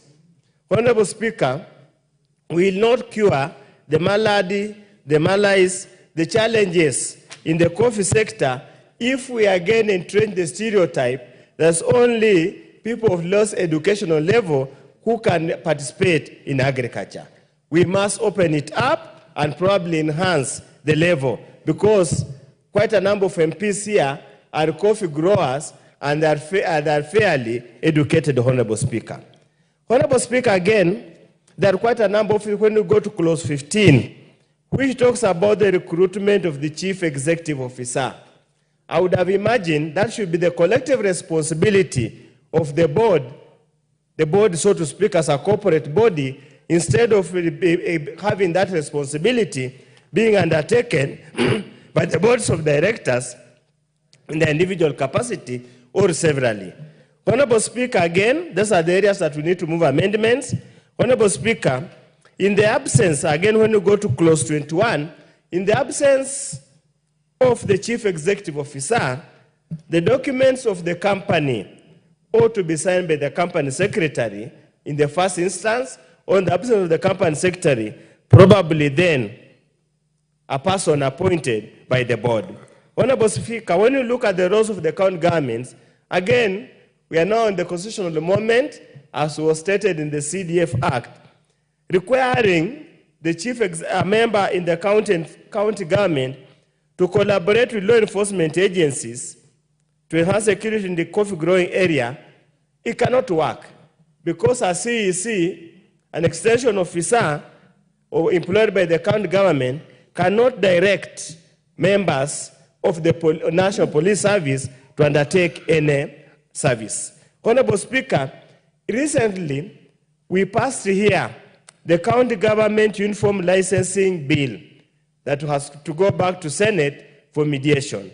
It has got very elaborate procedures on licensing various businesses and various activities at the county level, and that's cuts across the entire country. Honorable Speaker, I would imagine any form of licensing should therefore follow the procedures set down in the bill to avoid duplication and to avoid granting, in some instances like Clause 25, discretion to a county executive member to issue a license or to deny a license. Honorable Speaker, Clause 30 provides that the board may license a laboratory. I'm of the view, considered view, Honorable Speaker, that the body has no capacity to license a laboratory. The body authorized to license or accredit a laboratory is Kenya National Agricultural Services, KENAS. So obviously that amendment has to be done. Honorable Speaker, if you go through the various clauses of the bill, provides that the grower, the seller, the what, will be submitting returns every month. Honorable Speaker, this is cumbersome, unnecessary, too expensive. If you understand the coffee auction process, the coffee processing process, Honorable Speaker, requiring all actors to submit returns every month is cumbersome, it is not workable, and will have repetitive data that offers no value to statistics. Would therefore probably suggest in the committee of the whole House on the issue that probably they do it on a quarterly basis or any other frequency that the Cabinet Secretary, in consultation with the Council of Governors, might decide, might direct. Honorable Speaker, I'm happy there's the traceability component. I'm happy there is the issue that if there has to be any form of blending, then it must be very clearly stated. Honorable Speaker,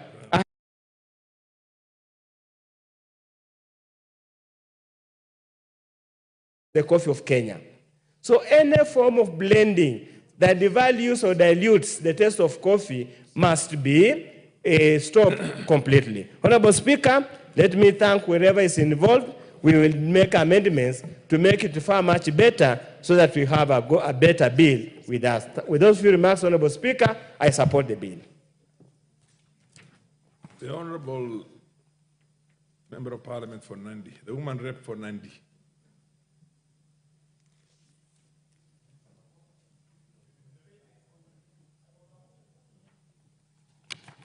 Thank you, Honorable Speaker, for giving me the opportunity to contribute to this very important bill on the floor of this House today. Honorable Speaker, I must state that Nandi County is a coffee growing area from a long time. And Honorable Speaker, if you ever happen to visit my house, there is one coffee tree that is used as a flower but produces very good quality of coffee when harvesting time comes, Honorable Speaker. Honorable Speaker, it is something that had ceased existing in some parts of Nandi that used to do very well in coffee because of the issues of the unpredictable prices and the lack of structures in the cooperatives and the selling of the coffee previously, Honorable Speaker.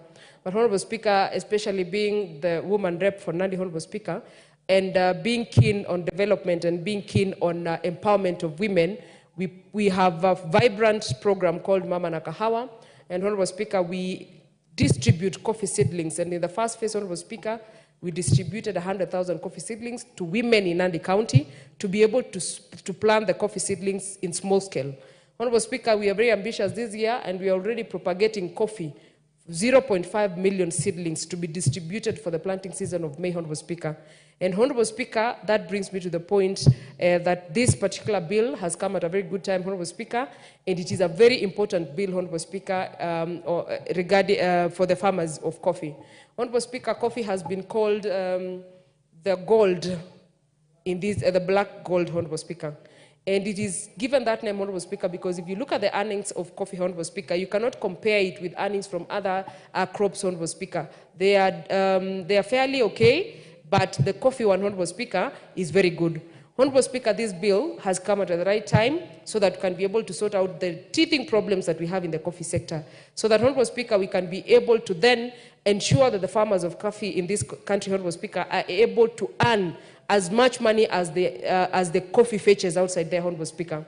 This bill, Honorable Speaker, with the provisions that has, of course, with a few amendments, Honorable Speaker, is able to help us go ahead and strike a balance between the price of the cherry that the farmer gives to the cooperative, Honorable Speaker, during collection, and the cost of the coffee in the cup, Honorable Speaker.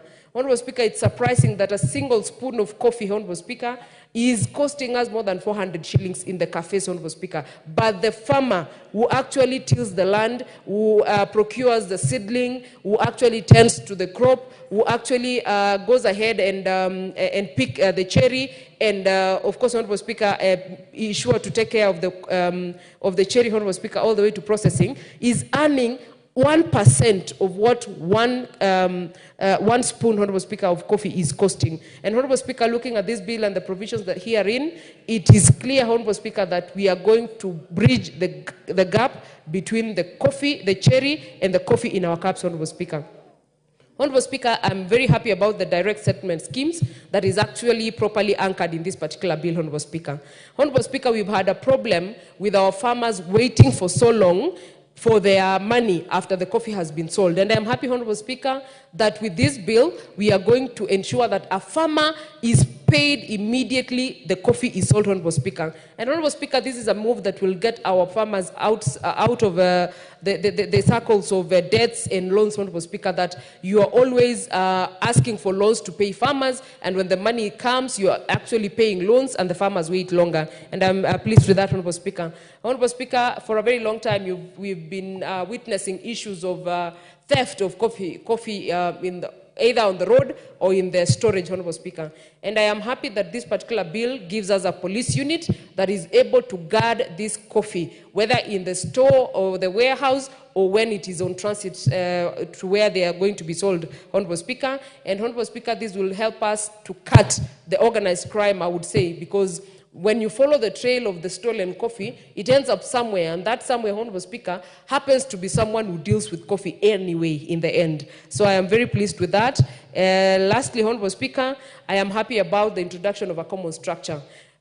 The common structure, Honorable Speaker, will help us manage the coffee sector properly and make sure that we are able to run it smoothly. Honorable Speaker, you are aware that the cooperatives in this country that deal with coffee, even the one in my village, as small as the structures are, as small as the institution is, keep and handle a lot of money.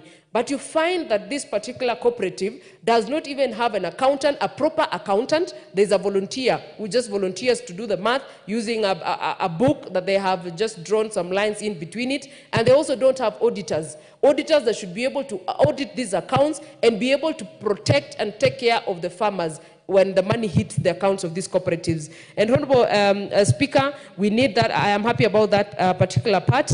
And the proper records of farmers, especially for my county. We do not have a comprehensive record of the number of cooperatives that are handling coffee, and we have coffee being sold through those cooperatives. Honorable Speaker, that tells you we are also losing a lot of revenue because of that lack of data in that particular sector. I am also happy about the quality of coffee standardization, Honorable Speaker, not really standardization, but enhancing, because we have provisions here, Honorable Speaker, that will see to it that at least some studies and the mixing of the coffee, Honorable Speaker, will be looked into so that we have very high quality coffee coming from our farms and our people are able to get value for their farming. So, Honorable Speaker, I support this particular bill, albeit the amendments that we need to make, Honorable Speaker, because I noted with concern that this coffee industry is an industry that evolves every other time. It's an industry that actually needs a lot of expertise. It's an industry that needs people who run it, who understand what happens, and actually are professionals. Honorable Speaker, I support, or rather I will also be supporting the amendment on the qualifications, Honorable Speaker, because if we want to reap very good and very well from this sector, we must also equally invest in it. Investing in it with our professionals, ensuring that the people that we send there or the people that we second there in those boards, Honorable Speaker, are able to handle the issues of the coffee farmers, they are able to handle the emerging issues in the coffee sector so that our people can fetch the best prices and they can be able to do better coffee farming going to the future. So, Honorable Speaker, I support this particular bill with those amendments that will be coming through. I thank you, Honorable Speaker. MP for Saboti, Luai. Honorable Luai. Yes, thank you, Honorable Speaker. Honorable Speaker, I rise to support this bill that has emanated from the Senate, which means it touches on the county government.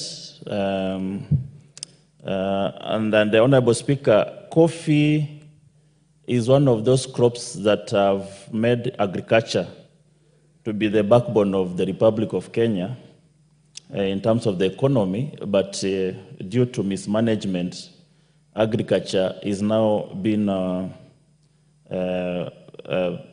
of the poorest performing areas of our economy.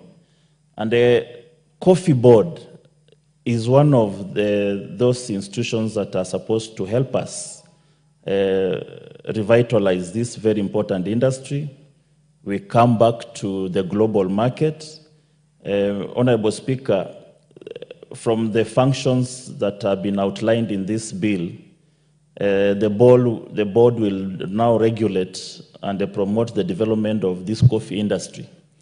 There exist several of these institutions in this country. In fact, the other time we did amalgamation of all these boards into what we now call the Agricultural Food Authority. And now we are even thinking going back to their respective. We amalgamated coffee, we amalgamated the sugar, tea, pyrethrum, cashew nuts, and what have you, into one body called AFA. But you can see their independent boards are also seeking their autonomy so that they are regulated differently. We cannot amalgamate crops that makes agriculture the backbone of our economy into one body that is susceptible to cartels, that is susceptible to mismanagement, and eventually losing out on agriculture. Honorable Speaker, I come from a highly agricultural area of Trans Nzoia, and the farmers are becoming disillusioned every other day. I have a farmer friend who used to grow maize in his large tract of land. Later on, the maize was not performing well because of the cartelism. He tried to put sugar cane. Of course, there is also cartels in the sugar. He uprooted. He started growing tea. He went to napier grass, surprisingly. So he has been shifting from one crop to another. Of course, trying to make a kill out of farming, and successfully. He tries also coffee, you find there are also cartels there. So there is cartelism in our agriculture across all the crops. And when I see such bills that try to regularize, I see an iota of hope that Kenyans are now waking up to the reality that we cannot compete globally. Kenya is no longer a global destination for some of these crops, and we've been overtaken by other countries. Why? Basically because they've been able to regularize their industry. We have well-registered farmers, database, proper linkages, well-coordinated boards, proper surveillance, with also compliance to the laws and relevant policies. This one basically gives the market out there a lot of confidence in the country. And of course, the market is looking for a better regulated industry. When we look at what is happening across the borders, we see other countries are performing better in areas that we were number one. And we have been overtaken. People have found new ways farming. People are going into mechanized farming, and we are still into subsistency. So, Honorable Speaker, it is a high time that we need to refocus. Agriculture is still the backbone of the Republic. We cannot stay and leave our agriculture to the global market forces, and eventually will be pulled out of the market in terms of the agricultural products. So, Honorable Speaker, I support the regulations of the coffee, establishment of the coffee, and even the linkages with the county government. Coffee has been there, of course the boards have been there, but the county governments did not envisage where agriculture will be devolved and therefore they be part and parcel of the legislation at the county level. And therefore it is important to provide linkages between the national boards, what happens at the national level, and what goes on, because basically county governments are in close touch with the farmers. We see knee-jerk reactions to issues that affect farmers, but when we have a regularized board that is properly linked to the local structures of the county government, Honorable Speaker, will be putting some hope to the farmers. And these crops, especially sugar, where I come from, sugar has just become a political fodder. Every time you are either going home, you are getting elected by talking about sugar, Mumia's sugar, or you'll be going home because you've not talked about it. So it's just become a political fodder. Nothing much. In fact, leaders tend to leave it that way, so that they use it for politics for time immemorial. It has always been used for politics, and there's no sight. There is no solution in sight. So, Honorable Speaker, I beg to support and even encourage our colleagues to improve in other crops, not just coffee. We have tea. Farmers who are suffering across the country, Kenya Tea Board. We have pyrethrum. People don't know that pyrethrum is a very major crop in this country. We have cashew nuts at the coast. We have sisal. We have maize that is almost now leaving us. We are now a net importer of maize when we are supposed to be an exporter.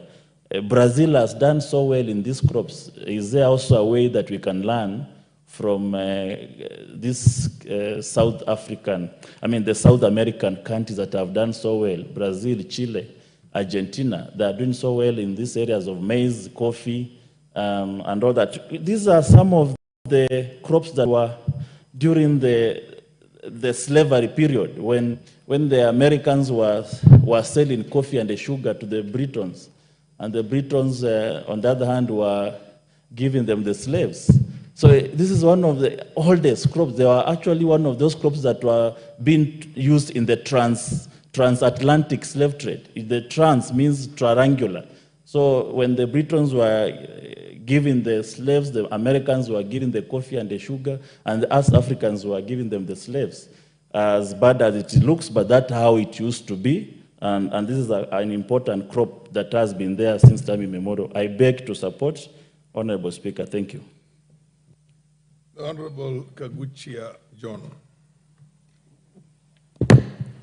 Thank you. Thank you very much, Honorable Speaker. I appreciate this opportunity.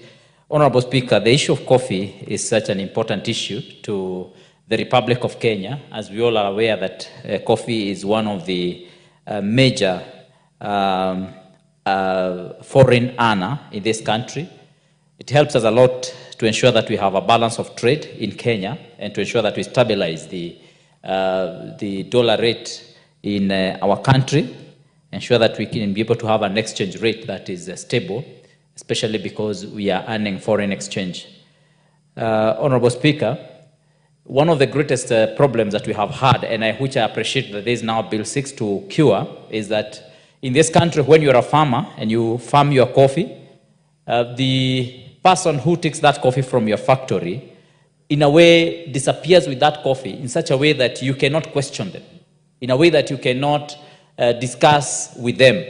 The moment they leave the gate of your factory, at that point in time, you are separated 100% and fully from your own coffee that you have farmed, from your own sweat.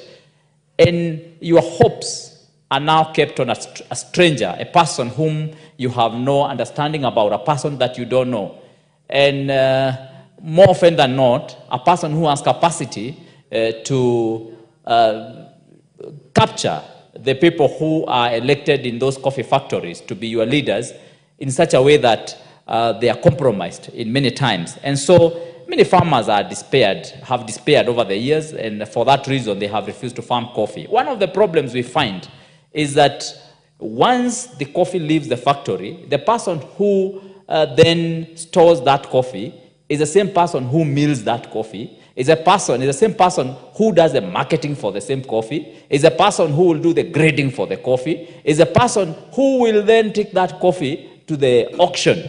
And when the coffee is again in the auction, is a person who comes as a buyer using a different name or a different company. Honorable Speaker, that is a predicament that we find ourselves in, and that is a predicament that we must cure. That is a problem that we must remove from the coffee farmers. We must separate the duties of every stage, so much so that the person who transports that coffee doesn't store the coffee. The person who stores the coffee doesn't mill the coffee. The person who mills the coffee does not market the coffee. The person who markets the coffee does not buy that coffee. And of course, then we also introduce, and I'm happy that we have introduced the issue of regulation through the CMA, so that the Nairobi Coffee Exchange is properly regulated like any other exchange in this country, in such a way that we do not have people short-circuiting the process. Honorable Speaker, this bill is very important because it is establishing the Coffee Board of Kenya. It is also allowing us to license these different players in the market in their own levels or in their own categories, in a way that they do not take all the functions together. Honorable Speaker, we have had situations where a person has tasted and graded coffee in a wrong way, and they do that willingly and knowingly. And of course, eventually, when they go to export the coffee, they regrade the coffee according to the correct grades. And in that manner, our coffee farmers lose. And that is why we are saying this licensing of different functions must take place, so that the person who is going to export this coffee is not the one who graded. So we remove that conspiracy. And that is going to be very important at this particular stage. Honorable Speaker, it's also important that we are going to look at this bill together with also the cooperative bill, so that we ensure that at the factory level, we also have transparency with the people who are running our coffee factories. We know very well that many of them have taken coffee factories to be like their own personal property, whereby they make decisions that are not very helpful to the farmer. Honorable Speaker, we have had many times when the people who are running the cooperatives have borrowed money from commercial banks at very high interest rates, and sometimes they want to top up for the farmer to hoodwink or to lie to the farmer that they have a good rate. The farmer then ends up paying so much interest rates on that loan. I'm happy we have the cherry fund now. We must ban all the coffee cooperatives from borrowing money, either commercially or non-commercially. That must be banned, because every coffee cooperative can operate without loans, indeed. Because why do you need a loan? I mean, coffee is delivered to your factory, and you're able to take care of the overheads using the proceeds from the same coffee. Why do you need to take a commercial loan, which ends up bringing huge losses to our farmers? Instead of these loans, these coffee factories have big tracts of land. Let every coffee factory make use of that land. Let them plant model farms. Let them plant their own coffee bushes to be model farms. Let them harvest from those model farms. Let them use the proceeds of sales from those coffee bushes to take care of their overheads in the factories. I mean, it's possible. And this is something that we have suggested even in Nyeri County. And I want to believe that the county government of Nyeri, of course, will be able to take up this seriously and ensure that we support our coffee factories, so that we have this kind of proceeds supporting our coffee farmers at the coffee factories. Honorable Speaker, we must also in this law ensure that we have support for the farmers through ensuring that we have farm inputs. We have modernization of our coffee factories, machineries that they are using. We must ensure that we have the fertilizer and the coffee inputs taken directly to the coffee factories, not taken to some far-flung areas where farmers have again to spend so much money to go and get these inputs and the fertilizer. Honorable Speaker, the issue of transparency, as we have said, in operations of every coffee factory must be put on the table. Honorable Speaker, I have had a lot of input coming from very many farmers in Mukurweini. For example, had Nixon Gumu, who has written me very long messages about what he thinks need to be in this law. Honorable Speaker, I believe that these are things that we are able to manage at this particular point so that we have a law that is going to allow transparency in our coffee factories. Honorable Speaker, we must ensure that any coffee cooperative society that has its leadership that is exposed to corruption or that misuses and abuses farmers' money must also be subjected to the anti-corruption bodies, the DCI, and all the bodies that deal with the issue of integrity in this country, Honorable Speaker, so that we can ensure that our farmers are able to reap from their own sweat and that farmers are able to benefit from the coffee that they are selling. Honorable Speaker, it is possible to ensure that the coffee that we are farming is earning our farmers sufficient money to ensure that they are self-employed, especially in a country where the issue of employment has become a big problem and it's something that many people are not able to get. We must ensure that this coffee farming is put in a fashionable manner so that even our young people can be able to embrace coffee farming. We know very well that if we farm coffee in the right way, in a way that is well organized and well planned, we believe that 1 acre of land of coffee can be able to give us so much resources, especially for a young person who seeks employment. And they may not need to go out of their villages or even out of their own areas because they're going to get sufficient resources from this coffee. Honorable Speaker, I am a person who believes in coffee farming. I believe that is able to give us so much resources. And I believe that if we support our farmers in the right manner, then of course we are going to get resources sufficient to sustain many families and ensure that we have improved the quality of life for our farmers. Thank you, Honorable Speaker, for the time given. MP for Obuye, Wanyama. Thank you, Honorable Speaker. This coffee bill gives hope to the coffee farmers who have been suffering in the hands of cartels. Where I come from in Bungoma County, and I can remember those old days, it is one of the counties that even gave some money to the colonial government because of the coffee society that was doing very well. And until when the cartels entered into this coffee sellout, that is where now we all got it wrong.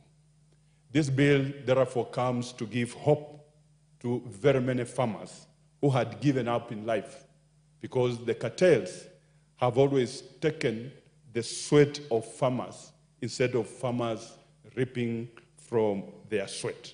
And therefore, I stand to support this bill because Kenya had got it wrong when we didn't have any means to protect our farmers from these grabblers, people who organize even crimes to steal coffee from the societies, and it ends up in the hands of people who do not have even a stem of coffee. Therefore, this bill gives a lot of hope to very many farmers, and it will actually activate the economy in terms of foreign exchange, because this is a crop that earns through foreign exchange, and it will better the economy of this country. Therefore, we want to encourage farmers that with the passage of this bill, all is well, and we want to encourage farmers to come up and actually take care of their stems, because things are now going to work out, and all the cartels will be brought to book, and therefore give farmers the value for their money. I support Honorable Speaker. The Honorable Member of Parliament for Kigumo. Thank you, Honorable Speaker. I rise to support the bill. And I think I come from a constituency where all my wards, we have coffee farmers. And the unfortunate bit about coffee is that the farmer has become a slave because of the long chain of middlemen who've encroached on the coffee crop. And I think this bill is trying to remove that nuisance so that the farmer ultimately is the biggest beneficiary of coffee.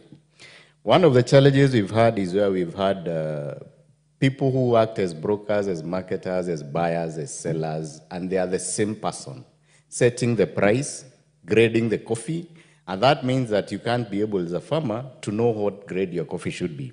Ideally, this should be separated, and I think this is coming to do that. So the licensing of brokers, the licensing of buyers is done separately, so that CMA, the board, and also county governments are able to play their role in terms of licensing. We are also happy because this bill is bringing the issue of the direct sale. And what we've had previously is where the farmer only can, the coffee is only sold through an auction. And direct selling means that you can go and look for a buyer. If you get a buyer with better prices, then you're able to sell your coffee at the price that you think would be beneficial to your farmer or to your crop. Also the issue of having a fixed percentage of fees in terms of the 2% that the bill seeks to introduce, so that every farmer knows how much money they'll get. And we are happy that this bill proposes that the coffee can only change hands once the farmer has the money in their account. Because in the current circumstances, the farmers give the coffee, it's collected at the factory, and once they deliver, that is it. They'll have to wait for millennia so that they can do whether their coffee was a good grade, how much it was sold at, and it changes hands without the farmer's input. This bill is trying to cure that nuisance, and we are in support of that. Previously, the money that the farmer gets is determined by how much money the societies have been able to remove or deduct. Because there's been no law where a society is supposed to give a farmer a specific amount of money. So the farmer all the time receives what remains after all the costs, including those unplanned loans that societies take. And I think, Mr. Speaker, this is something that is very, very important. Because you cannot have authority or societies which are unregulated who decide how much they charge the farmer, who go and get loans without the farmer's contribution. They go and pay interest rates that are not agreed with the farmer, and then the balance or lack thereof is what the farmer is supposed to get. I think this is something that should be looked at. Lastly, the issue of having a coffee research institute so that farmers and Kenyans can be encouraged, including young Kenyans. They plant coffee because it's a plant that they know will have a return. And the foreign exchange that we learn through the coffee sale will help this government. But importantly, is having better breed or better crop of the coffee tree so that each person can plant the coffee tree that is suitable for their region, and they can be able to get better input for their coffee. I also think that this will encourage more people to plant coffee, because with the Research Institute, we are sure that the coffee output per crop will increase from the current 2 kgs to about 5 kgs, and that's possible. And then the more return the farmer gets, I think will be encouraging to other farmers. So, Mr. Speaker, I rise and I support the bill so that our Kenyan coffee farmer can get what their rightful due should be from their farming. I thank you. I don't see any other interest registered by any other member who wants to contribute on this bill. Under the circumstances, I'll call upon the mover to reply. Mover is the majority leader. A majority leader is supposed to reply to this bill or motion. Okay, we'll defer the reply of the majority leader to another appropriate date. You put it on the order paper at the time when the majority leader is around. Next order is proceed.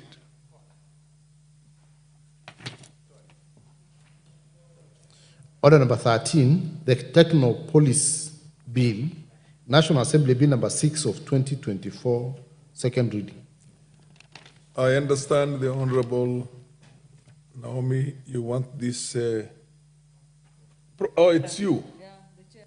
Okay, proceed. You wanted this to be deferred to another date. Can you give him the mic?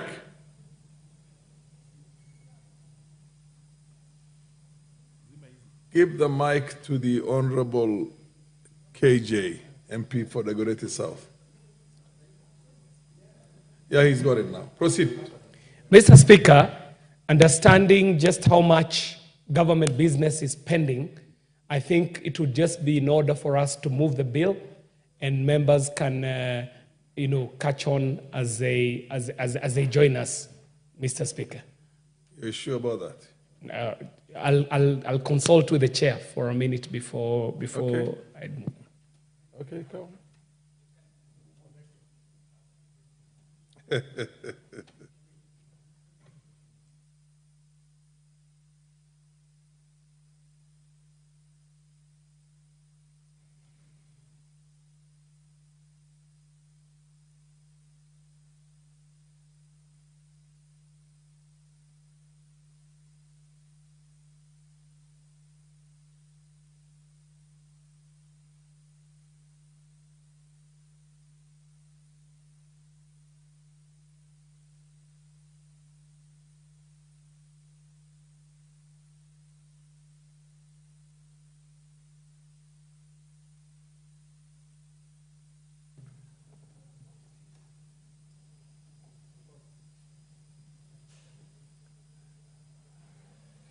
Honorable MP for the Dagoretti South, the chair.